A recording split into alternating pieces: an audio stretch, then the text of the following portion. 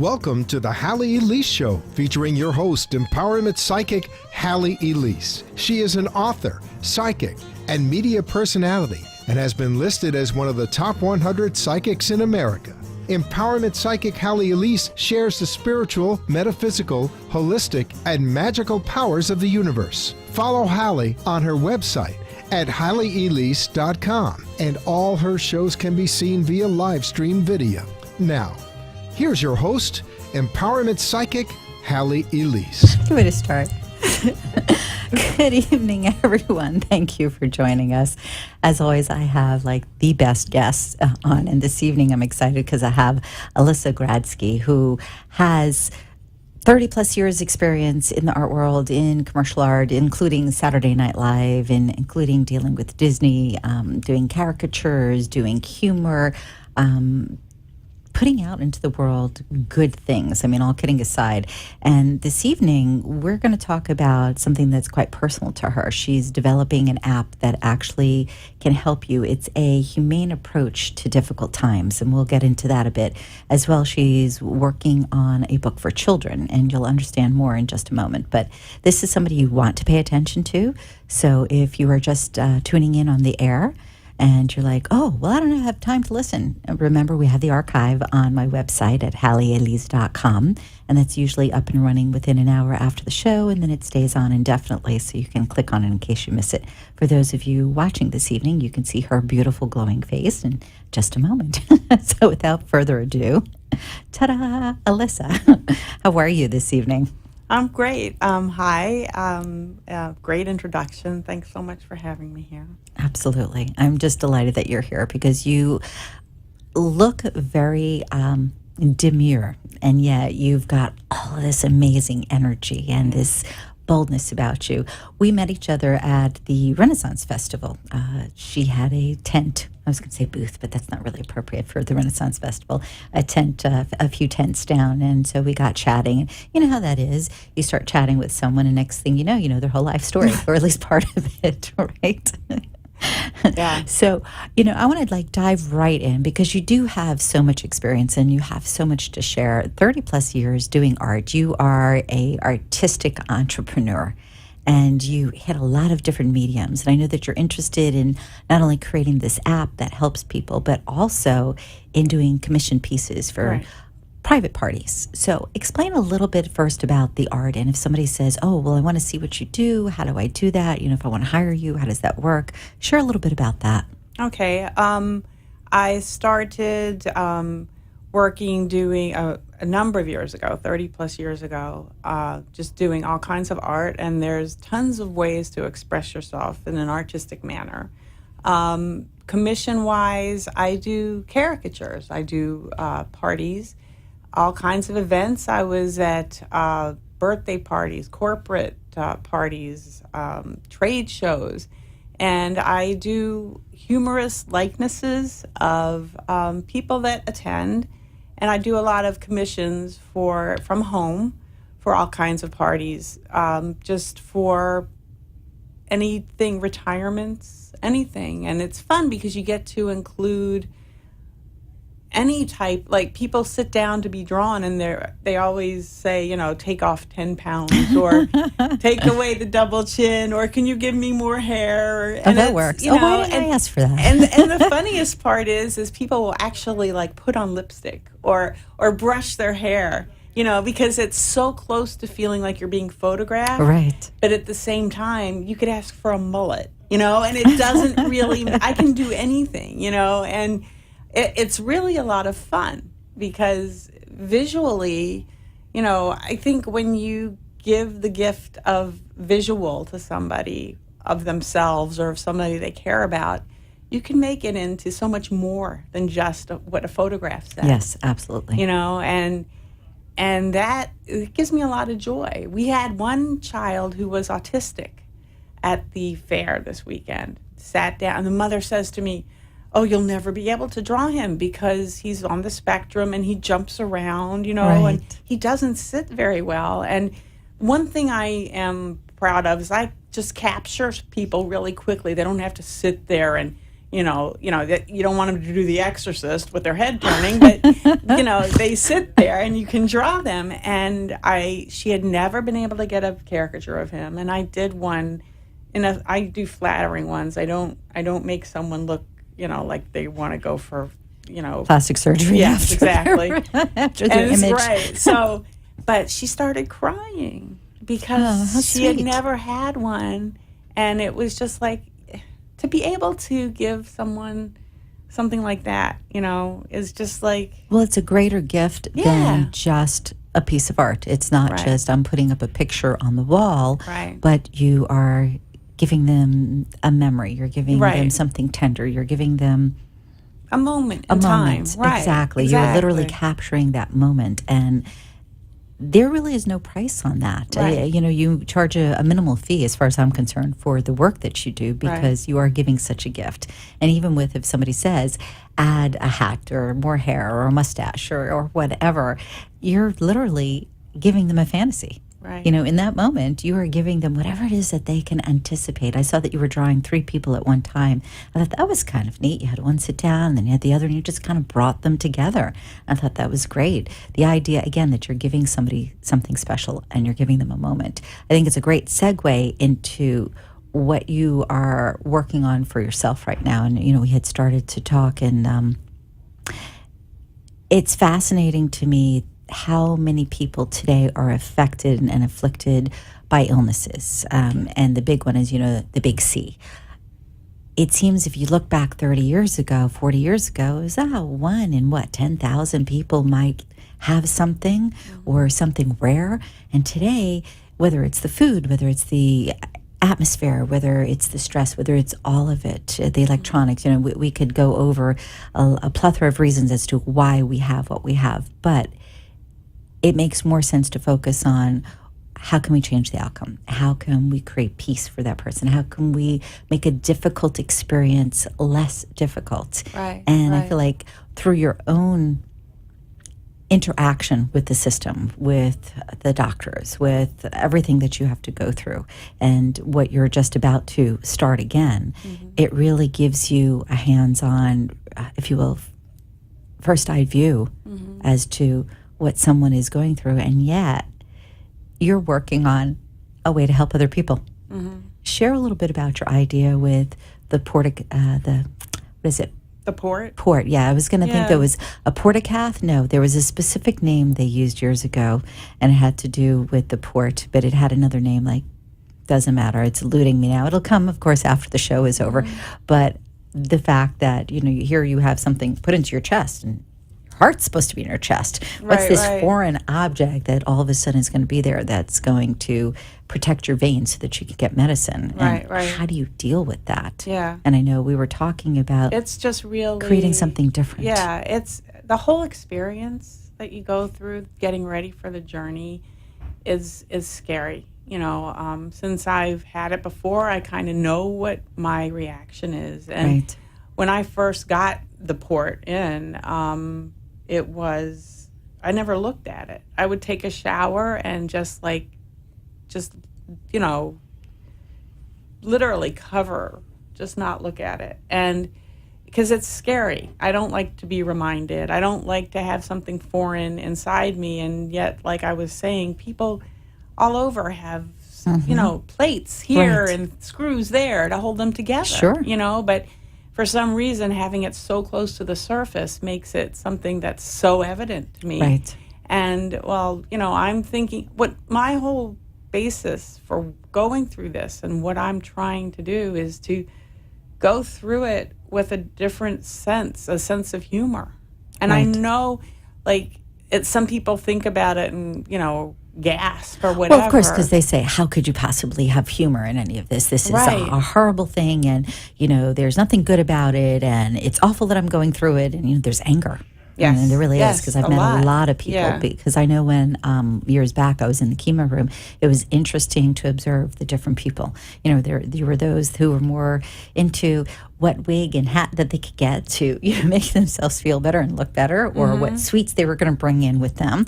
And then you had those that were really angry that they had to be there, and their doctor said they needed more therapy and they had to be there for a lengthier period of time. And to create a transition for that, where the person has to have that experience, and yet I don't even want to say that it's more peaceful, but it's more tolerable. And you get to a place where there's acceptance.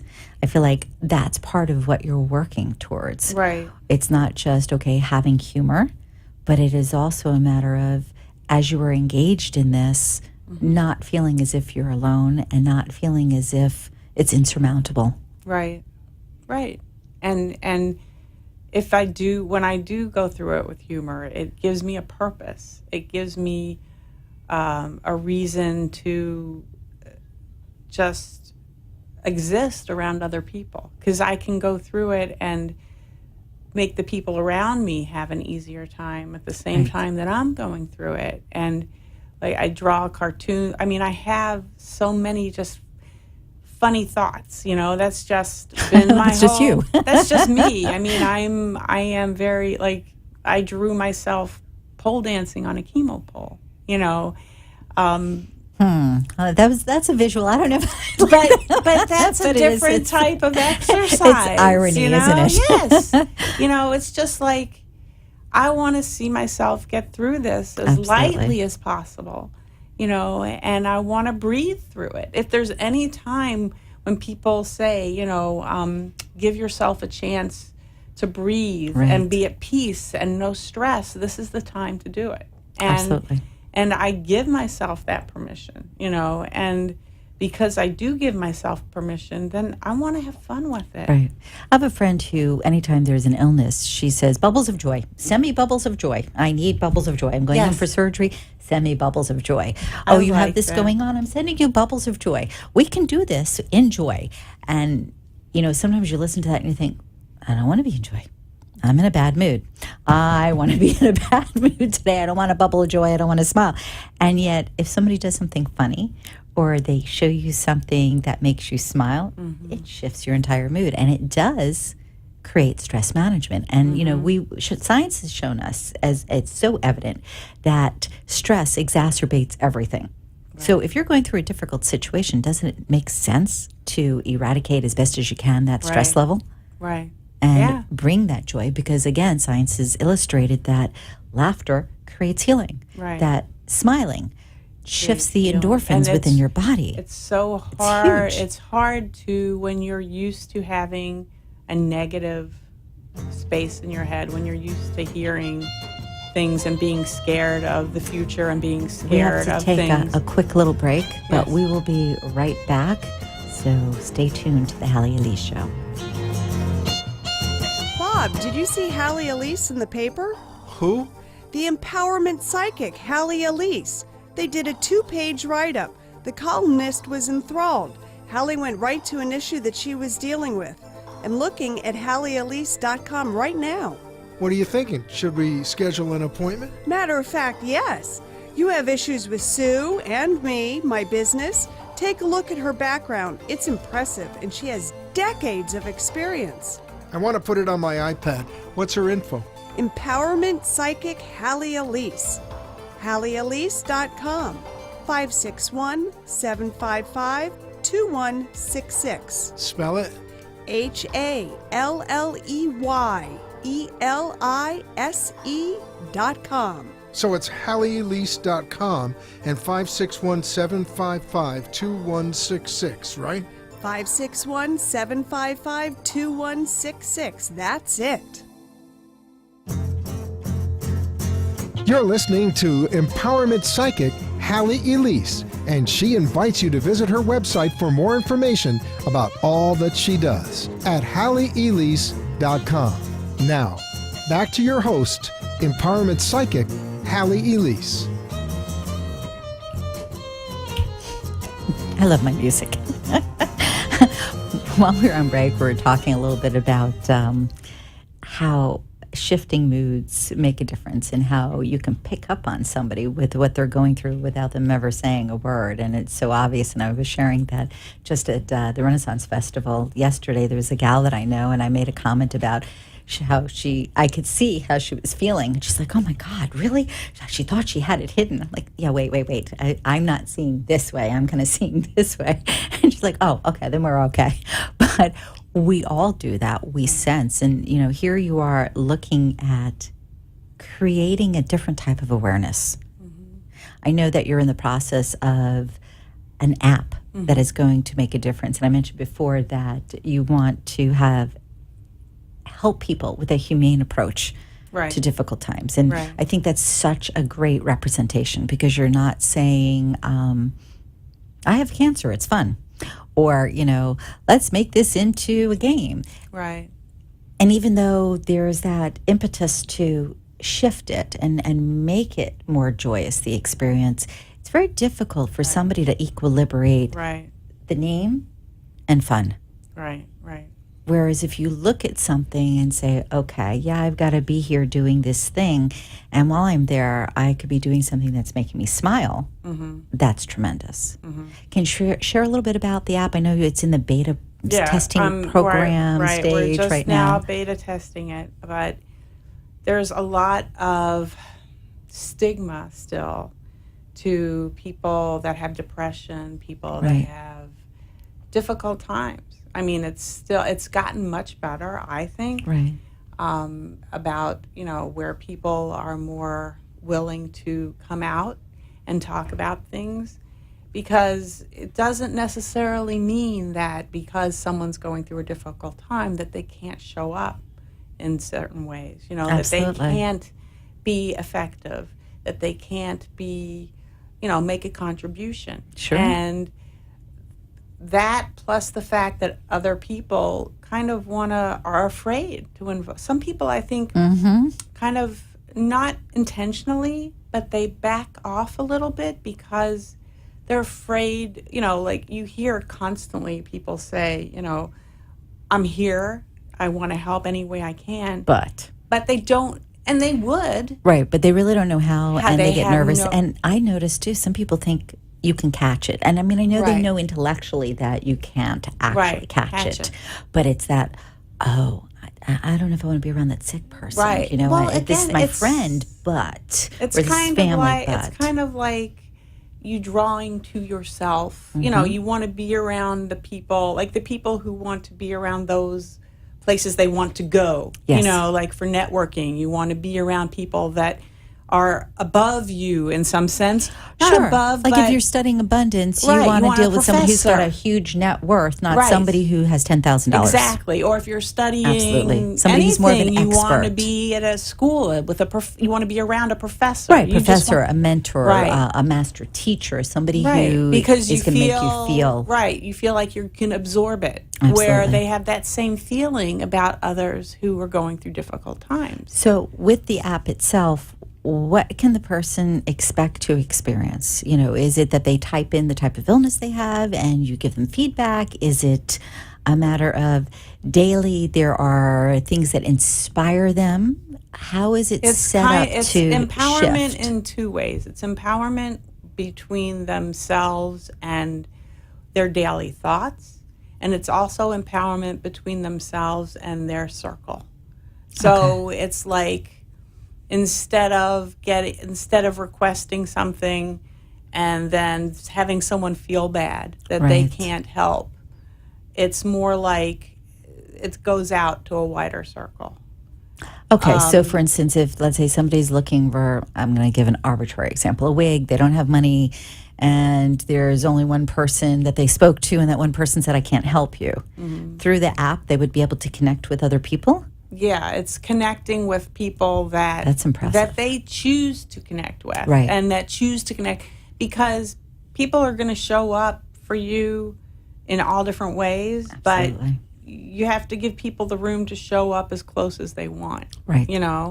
And it's very difficult to do that It's when a you're really by good, yourself. good point, too, I want to say, because the idea of having them show up in the way that they want. We right. have expectations. We were talking about this earlier, too. Family, there's a certain expectation. Friends, there's a certain expectation. Acquaintance, whatever. But I found it quite interesting that some people just disappeared. It was, let me know if you need anything, but God forbid they should make a phone call or come by because it's scary. And then there were Right. other people that send cards all the time and picked up the phone or sent a prepared meal or flowers or whatever. And then you have family who sometimes shows up way too much. You're like, please go away. Right. But I think for us, as we're going through something like that, we don't want to be considering anybody else's feelings. Mm-hmm. And yet we have to kind of take a look and say, wait, they're not understanding. Mm-hmm. They are showing up, like you said, in the way In that the way they can. that they know how. In the way they know how, and the way they can And do it's best. it's everybody's experience of life is different. Absolutely. And that's what's so interesting about the creative mind, is that people, when they create anything, have the feeling that everyone goes through things the same way they do because Yeah, it's their true. experience, Yeah, right? absolutely. It's very true. And when it's not like them, Right. it's hard to give another person space to have an experience the way they want to have it. Don't you find that in all areas, though? And I don't mean to be facetious, you know. And again, we were talking earlier, if you're in business and you have a particular protocol that you follow and then you ask somebody else to do it, they don't necessarily do it the way that you want or see it in the way that you do it because it's foreign to them. Right. So either you have to edify and hope that with education they will be able to accommodate you, or you have to make changes. And I believe dealing with illness is the same thing. Well, it's kind of like you want to show up in a way to the person so that it's almost like the person wants to give a short description of who they need Right. and what they want to show up in their life. And they're asking their friends and family and their circle, can you show up in these ways for me?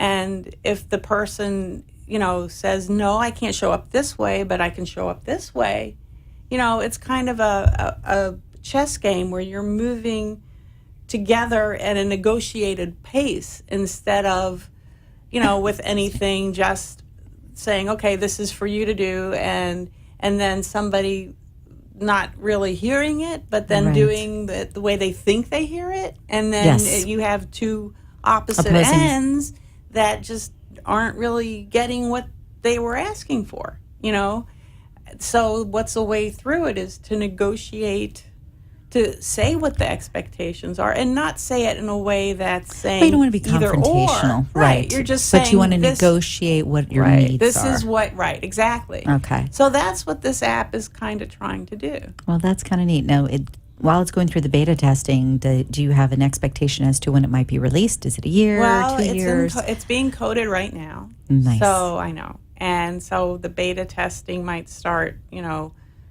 within hopefully the next few months. Okay. And then once that happens, cool. Hopefully it's just because I don't want to hold just to people who are ill, because difficult times can describe can be so many things. You figure somebody experiences a loss, or whether it's of a person or a job or a home or what have you. Whatever. So yeah, absolutely. Yeah. So there's that mental corollary between what's going on in their world. So yeah, and you have to be mindful when you do an app. Like they talk about the most viable MVP is what they call it, like the. But it's not most valuable player. No, it's not. It's the most viable product. Right. And it's very interesting, but you definitely learn a lot when you go through that type of thing. Yes. Our time sadly is short, and I want to bring up too that I know you're in the course of creating a children's book. Right. And I believe this is to help children not be as fearful through the experience. Right. And to bring more joy. Right. Now, all of these things, or people can contact you through your website, yes? And that's Alyssa G and CO. Right. .com. So it's Alyssa G and Company, CO short for company. Right. .com. So, and it's ALISA. There's only one S. I found that out. So Alyssa G, like the letter G, or as in Grand Canyon, G, and is actually spelt out. It's not a little sign. Right. It's not ampersand. It's actually and then co.com. So remember that. If you, for any reason, lose it, obviously you can contact me on Facebook or at the website or the station, what have you. We can make sure that you're covered. So that's not a problem. On the screen, we do have Alyssa's phone number, which is 888-617-2202. I'll give that to you again for those listening in, not watching. 888-617-2202. So you can always reach out to Alyssa and talk to her about how the beta testing is going, when the book's going to be out, if she can draw you with little funny wings popping out of your ears. That would be cool. That would be kind of cool, Yes, huh? yes. Instead of ears, you have little bat wings or something, or fairy wings. Fairy wings would be appropriate for what we just did at the festival, right? Yes, totally.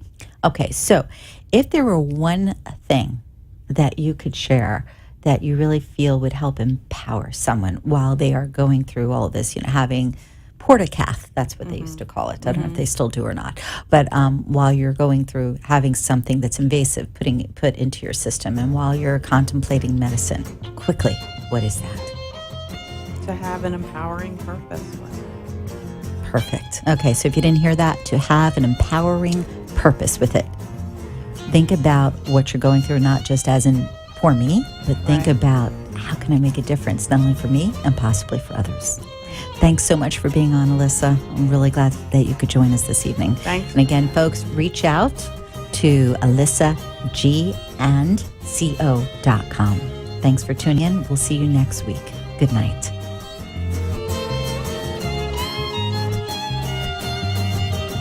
Be enchanted and delighted. Connect each week here on WNN for the Halley Elise Show. Also on Facebook and at HalleyElise.com. Thanks for tuning in.